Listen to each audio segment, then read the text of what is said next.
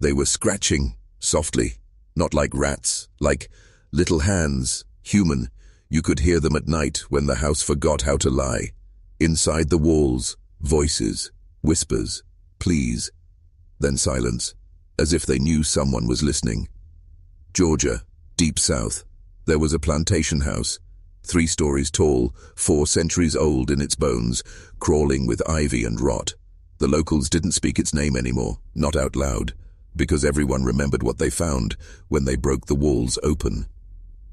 They'd heard rumors for years, of crying that wasn't from the nursery, of knocks that answered themselves, of faces, pale, thin, impossibly still, staring from behind the wooden slats. But in the South, secrets are a kind of currency. And this house, it was rich. Owned by the Delacroix family, heirs of sugar, cotton, and cruelty. Slaveholders cloaked in refinement, their wealth built on blood. But beneath the chandeliered halls and marble busts was something unspeakable, something alive. They found the first child when a servant collapsed the west wing wall during repairs. She was 6, skin like wax, eyes sunken, teeth missing. And behind her, more. 11 children, filthy, starving, eyes wide with madness, but eerily silent, as if they'd been taught to never speak, or else. No one could explain it. Not the constable, not the priests, not even the Delacroix matriarch who insisted her real children had all died years prior. And yet here they were, dozens of them, half feral and blinking in the light like it burned. But the strangest part wasn't that they were found in the walls. It was that they'd been raised there. Books, toys, bedding, food, left through sliding panels. An entire system, designed, engineered, hidden, and carved into the inside of the timber, symbols, repeating, obsessive, spirals, eyes, names. One name above all, Sister Agnes. She never appeared in any family record.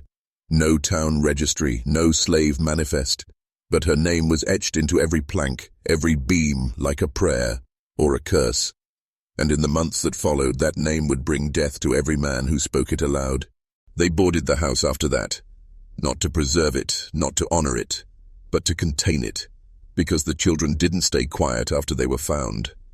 At night they screamed, not words, not even human sounds, but something deeper, a frequency of pain, like the walls themselves were crying through their mouths. They called in doctors from Savannah, priests from Charleston, even a mesmerist from New York, desperate to explain what had happened inside that manor, but every man who entered left worse than he arrived. One went blind, one tore out his own tongue in a frenzy. The mesmerist, he slit his wrists in the parlor, whispering, "She showed me the staircase, I can't unsee it." The children couldn't explain, couldn't talk. Some had no tongues, others simply refused. Their silence was heavy, intentional, like they knew something we weren't allowed to hear, something they'd been punished for again and again, and every time someone pressed too hard, tried to extract the truth, blood followed. So the town buried it, the way old towns do, under sermons, soil, and silence. The Delacroix name was erased from the church rolls, the house was sealed, and the children quietly disappeared into the custody of a shadowed northern institution, one that specialized in re-socializing unplaceable minors. It had no name, just a sigil, a spiral, the same one from the walls. But this wasn't just madness. This wasn't just cruelty. This was design. Because hidden deep in the county archives, sealed under false land grants and vanished census pages, there were blueprints, plans for the manor, drafted decades before the Delacroix family even arrived, and in those plans, the walls were hollow, not by accident, by intention. Corridors, chambers, sliding panels. One blueprint even labeled a hidden room behind the chapel as Observation Chamber 3. It gets worse. That name, Sister Agnes? We found it again. Not in Georgia, but in letters from a French orphanage dated 1791, an orphanage that burned down under suspicion of satanic rites. 23 children vanished, only one survivor, A girl, her real name lost, but she called herself Agnes, and she said she was building a cathedral of silence where children could be freed from the sin of speech. Do you understand what that means? This wasn't one house, one family, one horror. It was a doctrine, and it had disciples. They called it the Silence Doctrine. Not officially, never in ink, but in whispers, passed down in cloistered halls and sealed letters marked with the spiral. A system of control older than America itself, imported, perfected, and hidden beneath the gentility of plantation wealth. The doctrine had 3 pillars: obedience through silence, purity through isolation, enlightenment through deprivation. The children in the walls, they weren't captives in the way most imagine. They were converts, conditioned, rewired from infancy to reject sound, identity, even self. They were raised not to be free, but to be useful, to watch, to listen, to obey without language, because when a child no longer speaks, no longer knows their name, they can be made into anything. The Plantation Manor was not a home, it was a prototype, a human factory, and it wasn't the only one. As researchers dug into vanished birth records, missing census entries, and the shipping manifests of southern orphan caravans, a pattern began to emerge, not just in Georgia but in Mississippi, Alabama, even Louisiana. Children classified as lost to pneumonia, dead in childbirth, or simply unaccounted, in the hundreds, all matching the same time frame, all from areas with wealthy plantations owned by families tied to obscure religious fraternities. Not Baptists, not Catholics. Something older. They used the church as a cover, as a cloak, but they practiced something far more ancient, rooted in pre-Christian rites, European esoterica, the kind of teachings that were never meant for daylight, and all of it led back to the same name, Agnes. But here's the truth that breaks men. Sister Agnes never died. There are reports of her presence spanning nearly 70 years, always just out of reach. Sometimes a nun, sometimes a nurse, sometimes a tutor for rich southern children whose families traded in men or than cotton. The rumors say she learned how to break a mind in exactly 13 steps, and that each room in the Delacroix Manor was one of those steps. The final room, it had no door, no light, just a stone altar and a hole in the floor that led nowhere. A girl was found inside, curled into herself, eyes wide open, but brain dead. She'd been left there for a year, and every wall around her was covered in teeth, not scattered, arranged, as if she was building something. Some said it was art. Others said it was a message, but one investigator wrote something in his journal the night before he vanished. I think they were trying to build a mouth for something that doesn't have one yet. The house was torn down in 1861. Or so they claimed. The Civil War had just begun, and local officials feared its dark legend might attract attention. Union soldiers, relic hunters, journalists. So they lit the match, raised the grounds, and buried the ruins beneath an orchard. But those who lived nearby said they heard the screaming for weeks afterward, long after the smoke cleared, long after the last stone was laid. Something still howled beneath the soil. Decades passed. The orchard died. Crops failed. Livestock wouldn't go near it. Trees twisted unnaturally, branches curving inward, as if recoiling from some buried center. And beneath it all, stillness, the kind that makes your bones ache. Then, in 1913, a group of spiritualists came from Boston, the kind who believed in ectoplasm, table rapping, spirit channels. They'd read about the manor in a banned medical pamphlet that was never supposed to leave the sanitarium archives.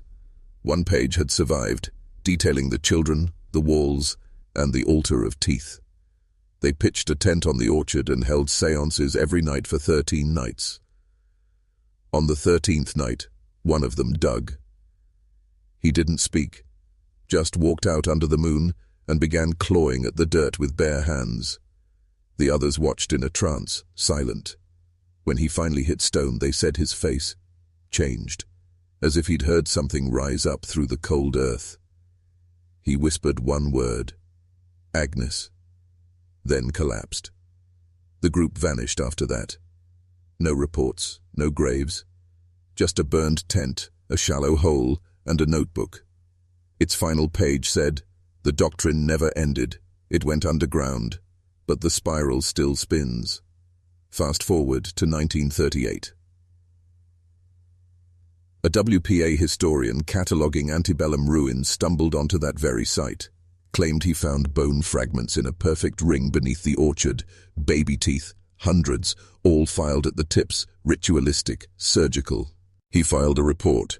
It was sealed within 24 hours, his funding was pulled, and within weeks he was found dead in his apartment, eyes gouged, mouth sewn shut with piano wire.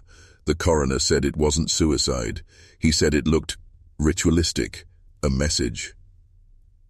That same year, a radio tower nearby began receiving interference. Strange sounds between frequencies. Clicking, whispering. When slowed down and reversed, the audio formed a pattern, a child's voice, repeating one phrase over and over. The silence is watching. The silence is waiting. The silence is hungry. By 1957, the orchard was nothing but dirt. No one would buy it. Developers refused to build on it. Locals called it the hush ground. Children dared each other to step into the circle of dead soil. Most never made it past the edge. Those who did, they changed. One boy vanished for 2 hours. When he returned, his fingernails were gone and his eyes were bleeding. But he wasn't crying. He was humming. The tune matched an old plantation hymn, one that hadn't been sung since before the Civil War. That same year, a team of soil engineers attempted to run tests on the property, something about magnetic anomalies. 3 hours into the survey, their instruments failed. Compasses spun, radios bled static. One engineer began speaking in a foreign tongue no one could recognize, and then dropped dead. When his body was recovered, his brain had hemorrhaged from the inside out. His final words, etched into his palm with a shard of glass: "She is beneath us." They sealed the land again, cemented it over, claimed it was for a parking lot. But beneath the concrete, the old stone foundations remained. The doctrine never wanted them destroyed, only covered, forgotten, like a seed, waiting.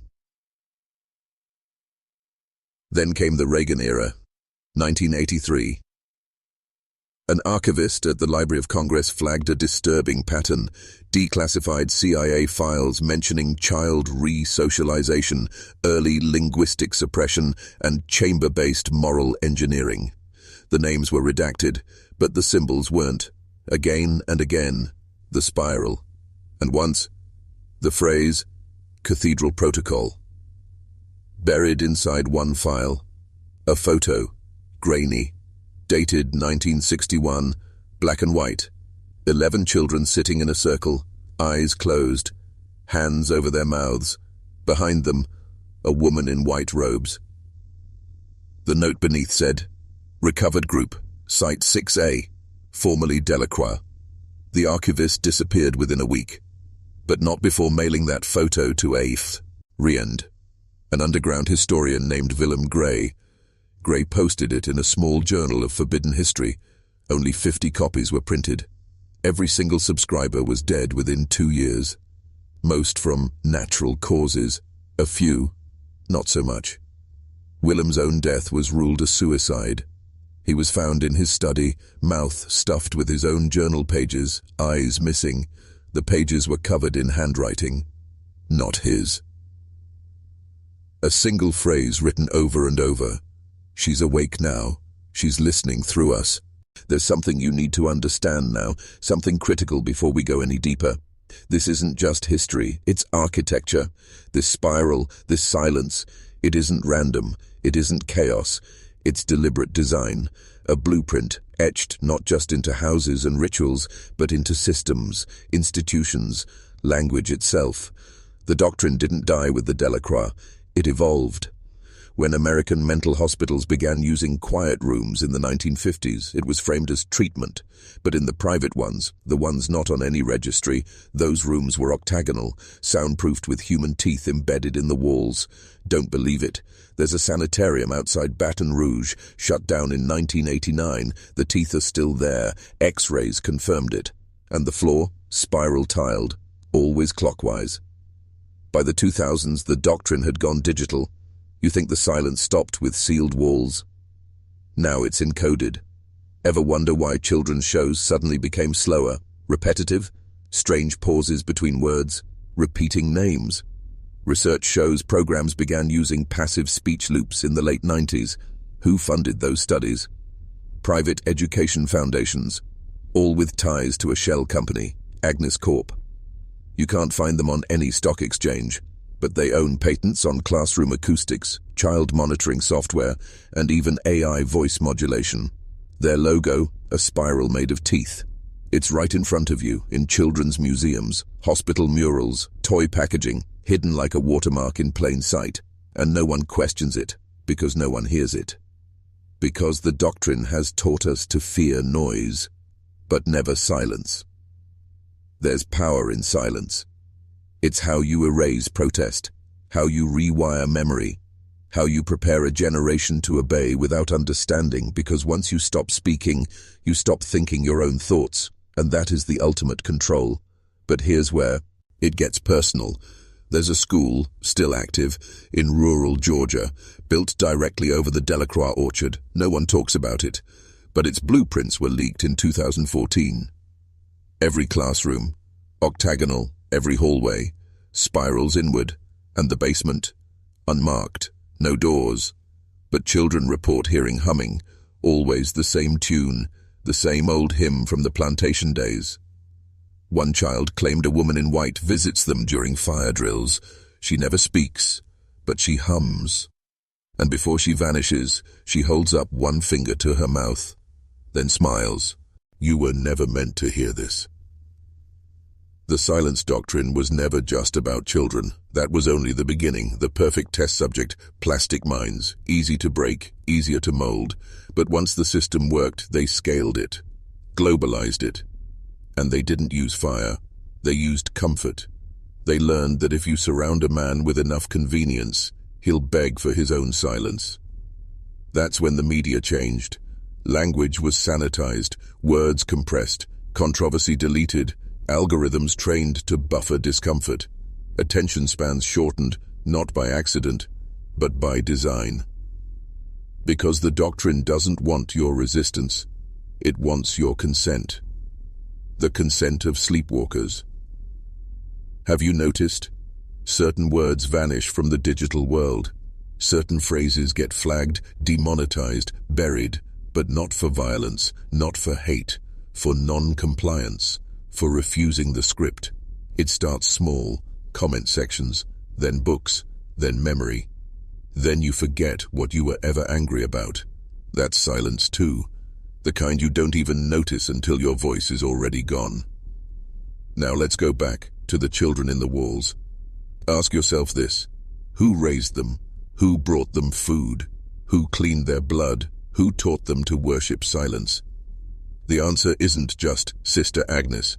It was others: staff, maids, slaves, priests, people who knew and did nothing, some out of fear, others out of belief. Because the doctrine promised something: ascension. Break the voice, break the self, break the world. And what rises from the ruins will be pure. But they never told their followers what the price would be. Some say the children weren't being raised for obedience, but for sacrifice. That the spiral wasn't a symbol of silence, but a gate. And if you think that sounds insane, pause for a moment and look around. Why are our homes built tighter, walls thinner, privacy gone? Why are our devices always listening? Why is everything smart, but you feel dumber, heavier, more numb each year? Why do you wake up tired, scrolling, unsure of what day it is? It's not just technology, it's not just culture, it's architecture, it's spiritual engineering. They never stopped building the cathedral of silence. They just moved it inside your life. Let me ask you something dangerous. Have you ever felt like you're being watched, but not by a person? By a presence, something wordless, cold, not hostile, but expectant, like it's waiting for you to stop resisting. That's not paranoia. That's recognition. Because once you start seeing the pattern, it doesn't go away. Once your eyes adjust to the darkness, you start noticing what's always been hidden. Not because it was invisible, but because it was designed to blend in. Think back to that childhood room where the silence always felt heavier than noise. To that teacher who punished questions more than wrong answers. To that institution that smiled while it erased. Now ask, were they part of it? The doctrine doesn't need mass conspiracies.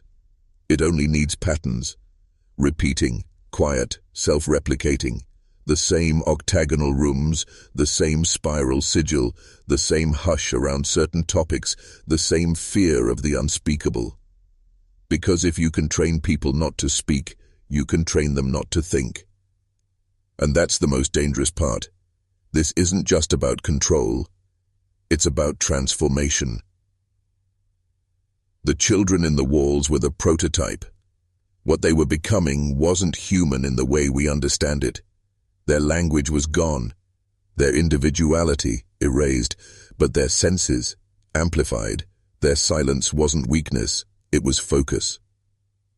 One caretaker, a runaway slave girl named Mariah, wrote a journal before she vanished. In it, she said, "The children do not dream, they do not blink. They watch the dark and speak inside it. Sometimes I feel them speaking inside me, but I never hear a word." She later described one child who could answer questions before they were asked, another who could stop his own heartbeat at will, and one, a girl with no eyes, who said she could see through time. These weren't lies. These were effects. The silence doctrine wasn't erasing them. It was rebuilding them, turning them into vessels. For what? We don't know. But we do know this.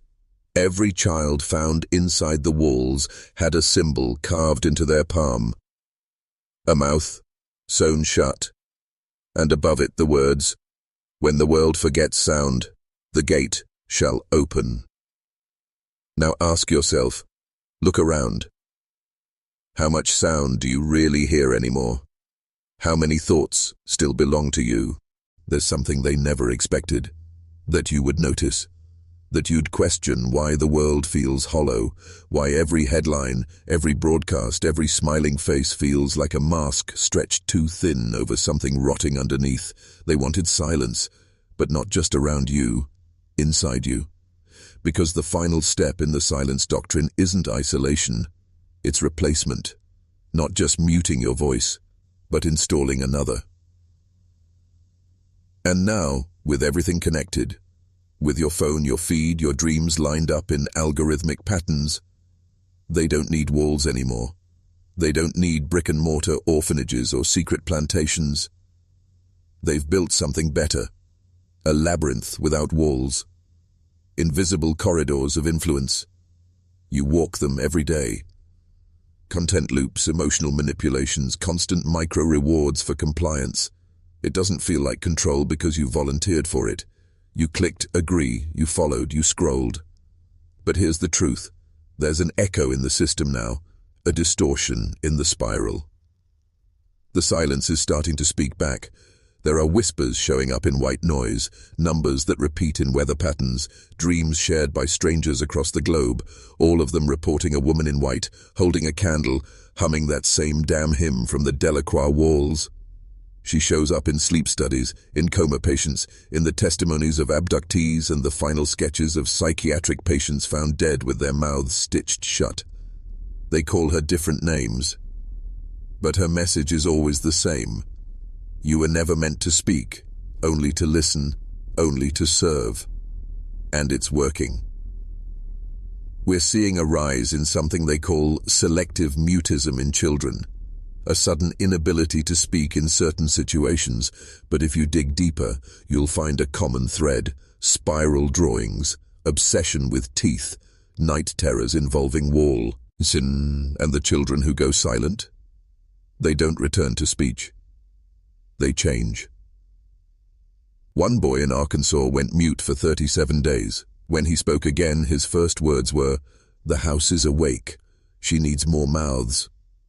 This boy had never been to Georgia, never heard of the Delacroix, but he drew it in perfect detail, including the basement altar no one alive had ever seen. Unless he wasn't remembering. He was receiving.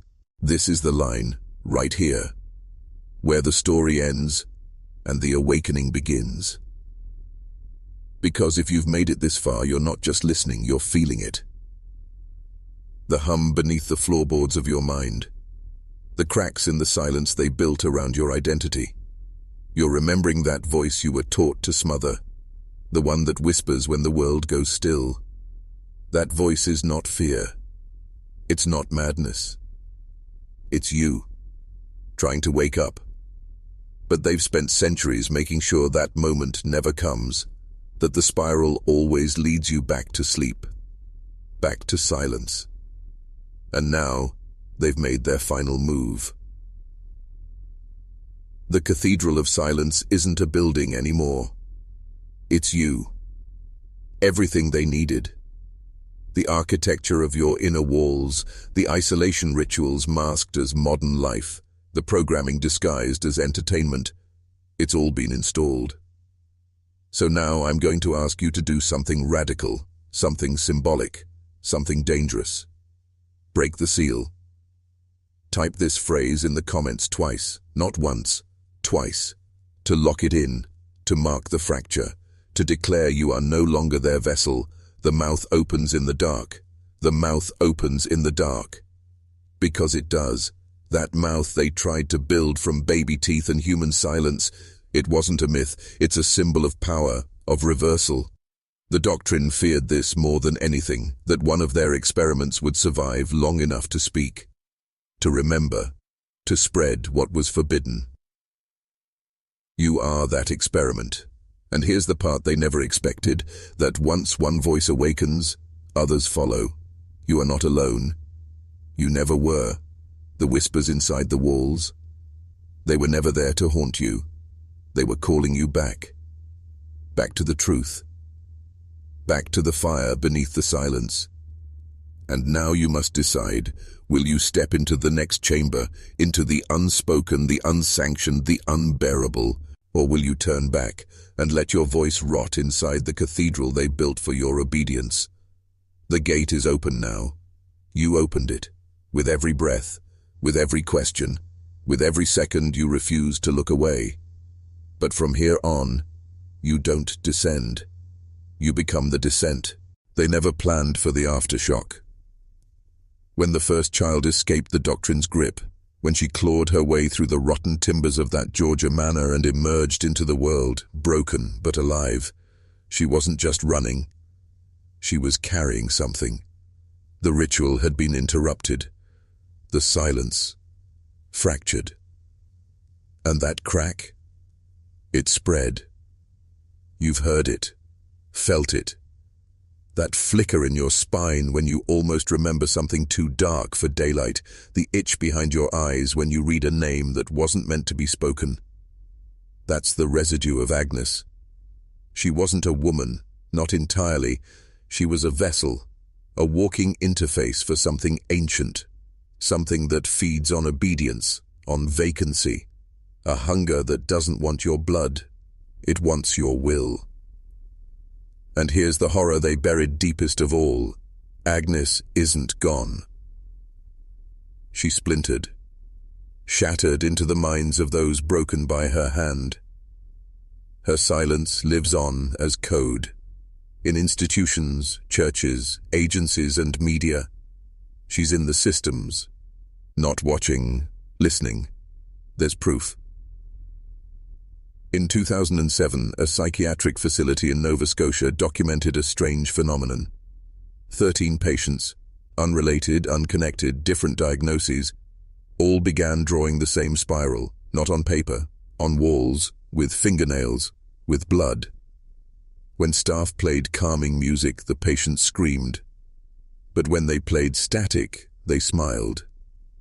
One patient spoke for the first time in years and said, "She found a new wall. We didn't understand then, but we do now." The new wall is the network. Every screen, every mic, every echo chamber. A global echo of the plantation walls. They're watching us build it, brick by brick, click by click. Our own prison, praised as freedom. That's how the doctrine wins.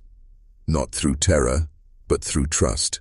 They lull you with entertainment, silence you with convenience, reward you for compliance, and when the spiral tightens just enough, you don't even notice that you've stopped speaking. Not to them, not to others, not to yourself. So I ask you again, what was the last real thing you said out loud? And who were you before you stopped saying it? We found the recordings, buried in the sub-basement of a decommissioned southern broadcasting station, sealed behind concrete.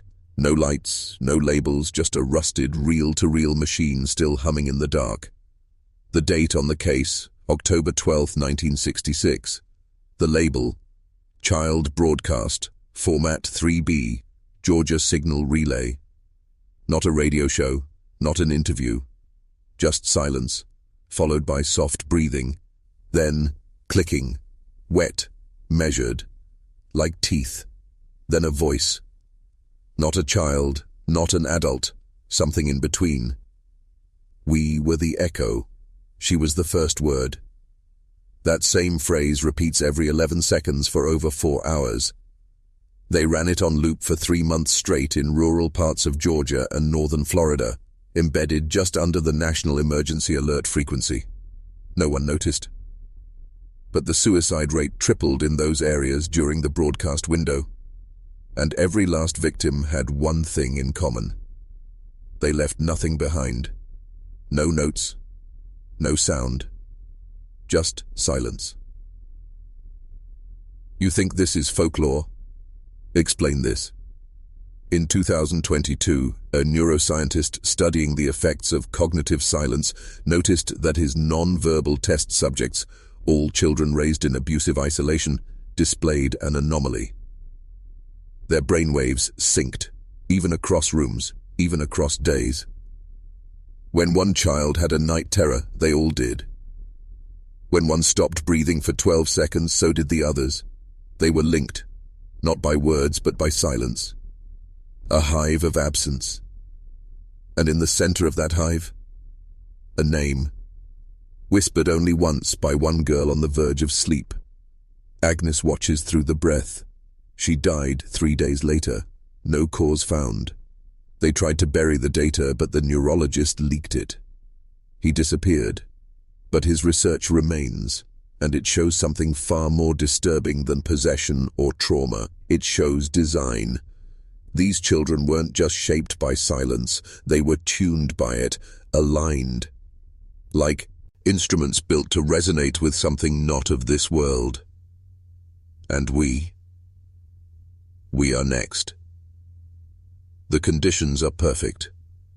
Our voices are weaker, our distractions stronger, our identities thinning. They don't need walls now. We carry them in our pockets.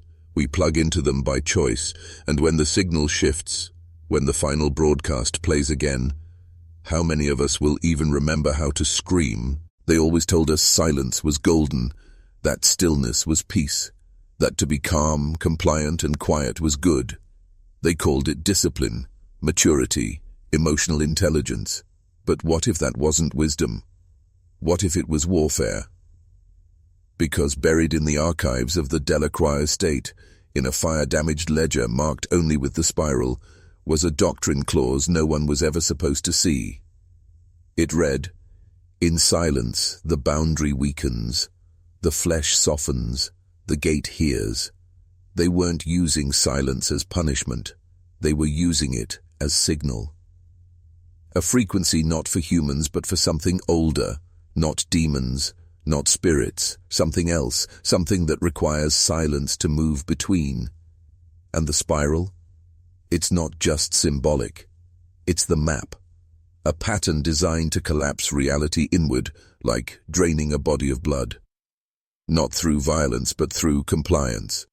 Every spiral is a compression. Every compression, a ritual. Every ritual, a step toward ingress. And the Cathedral of Silence? It was never a building. It was a machine, a spiritual engine, fueled by children, tuned by pain, calibrated by obedience, designed to open a door between worlds, one that only opens when enough minds have gone quiet.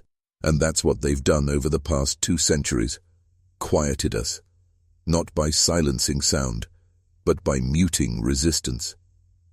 They removed books, then language, then memory. Now they're removing identity. Have you noticed how hard it is to define who you are? To say what you believe without copying a headline, a meme, a script? That's not random. That's erosion. When the voice is gone, the gate opens. And when the gate opens, something steps through. But there's one variable they couldn't control. You. You're hearing this now, not just with your ears, but with something deeper. You remember the unease, the hum, the tension behind the world. You've seen the spiral before, in your dreams, in the corner of your screen, in places it shouldn't be. That's not coincidence, that's resonance. The doctrine was meant to keep you from reaching this moment, from waking up inside your own silence. But here you are. So now you face the same choice every child in that manor faced. Do you remain a vessel? Or do you become the voice that breaks the gate? In 2019, a private contractor working for a data recovery firm found something unusual. An encrypted drive. No origin, no serial. Just a spiral burned into the metal casing. Not etched, burned. The files inside weren't documents. They weren't videos, they were sound. Long pulses, bursts of static, rhythms that repeated every 37 seconds, indiscernible, until played through a spectrum analyzer. Then a pattern emerged. A face. Or rather, the suggestion of a face. Angular, open-mouthed, no eyes, not human, but eerily familiar. Like something remembered from infancy. From a dream buried so deep it lives in the bones, not the brain. The audio wasn't random. It was alive. A feedback loop. Reactive. When played in reverse through high-frequency modulation, the pulses began forming syllables, not speech, but invocation. And the phrase that kept emerging, "The mouth is almost ready." The mouth. It appears again and again throughout forbidden texts, especially among pre-colonial African cults and outlawed French orders. Not as a metaphor, as a destination, a place, a being. One that doesn't speak, but swallows. Swallows thought, voice, will. It's what the cathedral was always built to summon, not with ritual candles or blood sacrifice, but with silence. You've seen the signs. Children hypnotized by blank screens, adults mumbling recycled opinions, worship of artificial voices that tell you how to live, how to think, how to feel. You didn't mistake this as evolution. Deep down you knew. This isn't advancement, it's preparation. Every generation quieter, numbed, obedient, taught that the worst sin is to offend, to speak out, to disrupt the spiral. And now, with everything digital, every room wiretapped by consent, every thought filtered through algorithms that punish disruption, they're ready. The mouth is almost here. And what happens when it arrives? We forget. Not just facts, not just history, ourselves, our names, our desires, our resistance. One final global hush, and the gate won't just open, it will devour. But there's still time, because prophecy doesn't come from priests anymore. It comes from cracks, from the ones who see too much, hear too deep, Speak when silence is demanded, and that might be you. Do you know what happens when a man is truly silenced? Not just gagged, not just ignored, but unmade. He stops dreaming, and without dreams, something ancient begins to grow inside the void. We found dream journals, hundreds, all confiscated from a facility in North Carolina that claimed to treat pathological silence. Every child admitted had stopped speaking entirely. No trauma, no injury, just cessation, as if a switch had been flipped. But their minds, still active. And the dreams they recorded weren't theirs. Each journal showed identical entries. A woman in white, a spiral staircase, a room of walls made of teeth, and a mouth, open, wide, endless, whispering, soon. These children never met. They came from different states, different ages, different races. And yet, they dreamed the same thing. Because silence isn't absence, it's invitation. It clears the stage, wipes the canvas, makes space for something else to speak. And that's the final revelation of the silence doctrine. They weren't just muting us to control, they were making room. Room for something to enter, to wear us like gloves, to speak with our mouths, to erase our pasts and replace them with blank, pliable compliance. And now, the world is ready. The final systems are in place. Schools that teach memorization instead of creation. Apps that reward mimicry over thought. Voices in our homes that answer questions, but only ones they approve. A child today speaks less than 1/3 the words per day of a child from the 1960s. Not because of screens. Because of conditioning. We've trained them to yield, to obey the silence. And when the final broadcast goes live, when the hum in the static reaches its crescendo, those tuned to the spiral won't resist. They'll open their mouths, and something else will speak through them. But there is one variable the doctrine never old. The refusal. One soul, aware, awakened, loud. One voice, cracked but unbroken. You are the splinter, the fracture in the spiral. You are the wrong note in the hymn, the spark inside the hush. And if you speak, truly speak, from that buried, brutal part of yourself they trained you to ignore, you can still stop it. You can still scream. The Delacroix estate was only the beginning. What they built in Georgia was the prototype, a testing ground to prove that silence could be harvested like wheat, that obedience could be engineered like steel, that a generation could be broken down, reshaped and fed to something older than empire. And once they succeeded, they went global. Do you think it's coincidence that the same spiral appears in Siberian re-education camps and Haitian orphanage murals and pre-Incan stone carvings? That the phrase Agnus vocat, Agnes calls, appears in Latin texts buried beneath the Vatican and on Haitian voodoo prayer cloths? Different continents, same doctrine, same hunger. And the walls, they were never just physical. You're living in them now. Walls of curated information, walls of recommended content, walls of acceptable speech. We don't imprison the body anymore. We imprison the signal. And behind these invisible walls, they're building something again. A new cathedral. Not stone and teeth this time, but data and compliance. An edifice of willing silence. Its architects? You've seen them, smiling faces on wellness apps, voices soothing you into apathy, teachers praising quiet boys as well-adjusted, therapists who diagnose rebellion as a disorder. It's all part of the spiral. And at the center of this new cathedral, an altar made not of marble, but agreement. You see, they don't need to punish speech anymore. They've convinced us to punish each other. You say too much. They call you dangerous. You ask too many questions. They call you unstable. You speak truth, and they say, that's just a conspiracy, because in the silence, they're safe.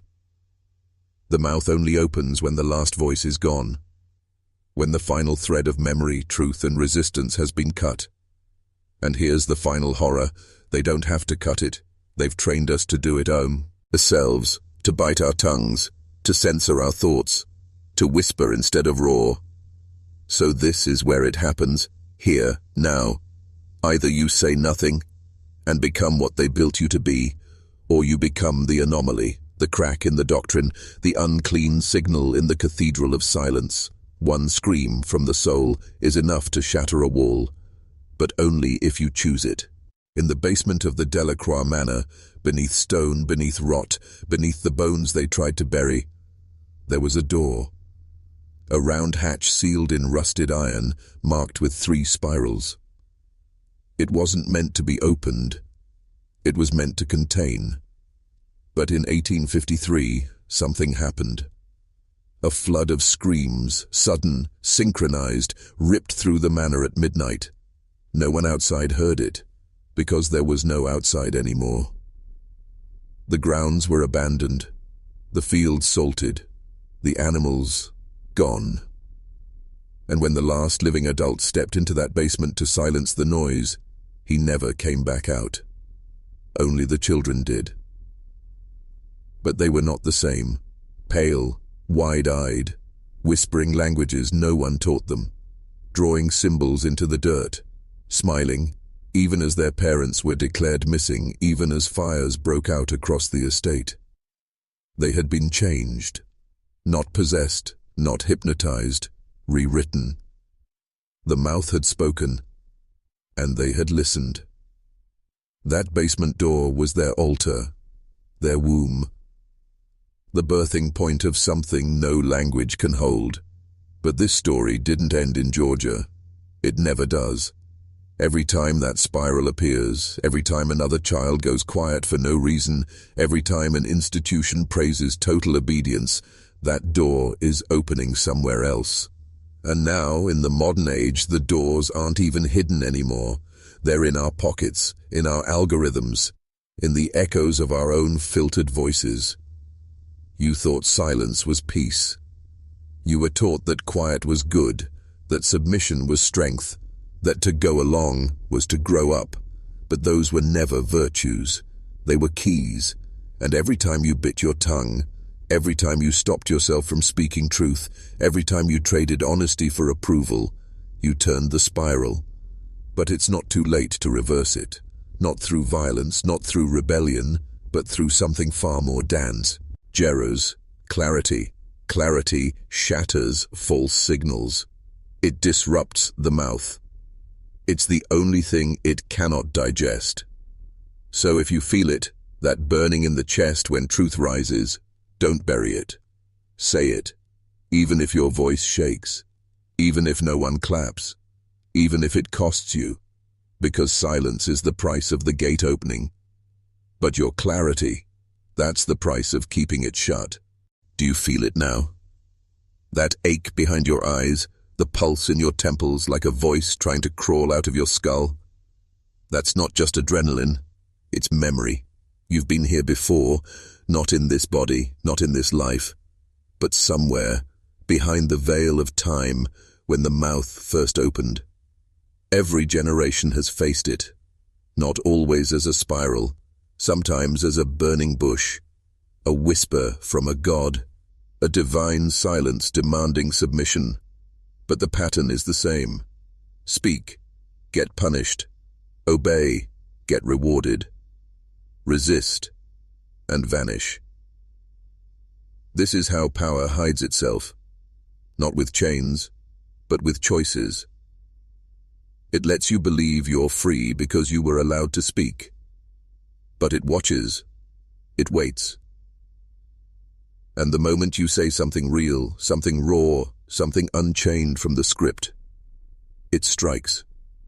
Not with bullets, with shame, isolation, censorship. You've seen it. The man who questions the system is called a threat. The woman who refuses silence is called unstable. The child who won't comply is diagnosed and drugged. They call it therapy. They call it peace. But it's just a velvet gag. Because here's the truth.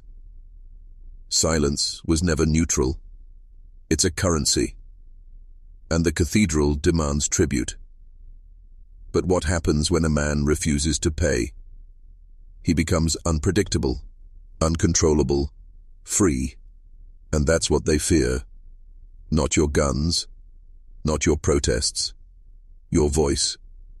Clear, firm, unapologetic.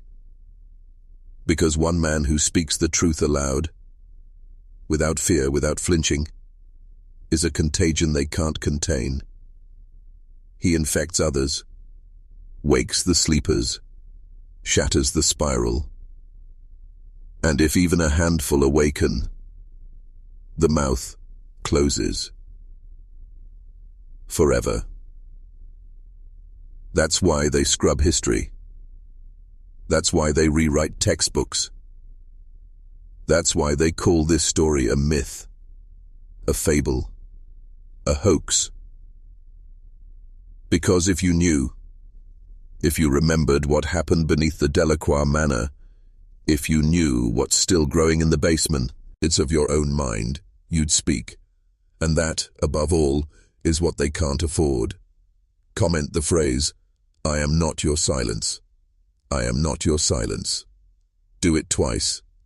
This is your lock-in. The final weapon wasn't built in a lab. It wasn't forged from steel or stitched from code. It was shaped in you. From the moment you were born, they began the process. Every correction, every label, every punishment for speaking out of turn.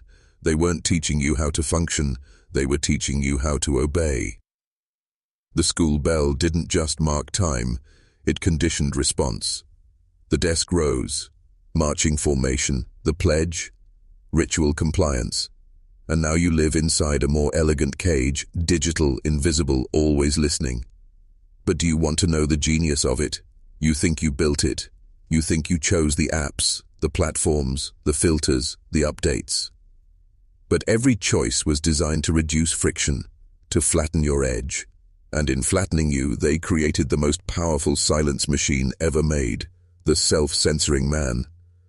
No need for guards or guns. He watches himself. He polices his own thoughts. He deletes his own voice before it even forms. This is the doctrine's ultimate success. Not in silencing your mouth, but in making you believe your silence is virtue. You think you're being careful, respectful, strategic. But in reality, you're standing in the middle of a fire, whispering not to wake the neighbors, while the cathedral burns everything you love into ash. And if you think you're safe because you stay in your lane, let me be clear, the spiral has no lanes. It consumes everything. Truth, memory, identity, will, and now it's hungry again. They're accelerating. The updates are getting darker. The content is getting flatter. The rewards for compliance are growing, and so are the punishments for deviation. But there's one thing they still can't process. One note too jagged for their algorithms. Authenticity. It doesn't trend. It doesn't conform. It doesn't stay in line. That's why you must become it. A living glit, which in their system, a signal they can't scrub. A voice that doesn't ask to speak, but chooses to. Because once you choose, once you reclaim your voice, you become the anti-silence. Not noise, not rebellion, but resonance. And when one man resonates, others hear it. The walls tremble, and the mouth retreats. You've come this far, and now there's no turning back. The last gate is not beneath a manor, it's not hidden in the woods, it's not sealed in a vault beneath some forgotten government complex. It's in you, right behind your eyes, right between your ribs. A chamber where all your silenced thoughts, buried instincts and murdered truths are still screaming. You feel it, don't you? That low vibration in your chest, like a voice you swallowed years ago, is finally clawing its way back up. Let it rise. Because this is what they fear most.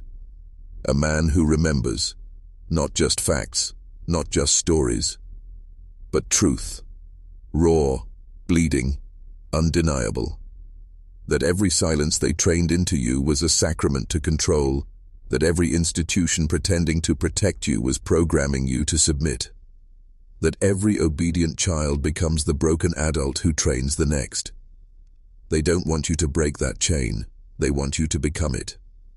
But here, now, at the edge of the spiral, you make your choice. You either stay asleep, fed, numbed, distracted, safe in your little algorithm cage, or you burn. Burn the script, burn the training, burn the part of you that asks for permission to be real, because once the fire starts, it won't stop. You'll question everything. You'll lose comfort, you'll lose people, but in the ashes, something impossible grows. Sovereignty, not rebellion, not revenge, just truth with teeth. And that's what you were always meant to become. Not a weapon, not a servant, not a victim, but a signal. One that cannot be erased, one that speaks even in silence, one that remembers what they want forgotten. So let the mouth hear you now. No more whispers, no more compliance, no more spiral. You are the anti-ritual. You are the broken pattern. You are the echo they can't scrub. Say it aloud. Even now, wherever you are, I am not your silence. I will never be your silence. The cathedral is watching, but it can't stop you anymore. The walls have cracked. The mouth is closing. And you just woke up.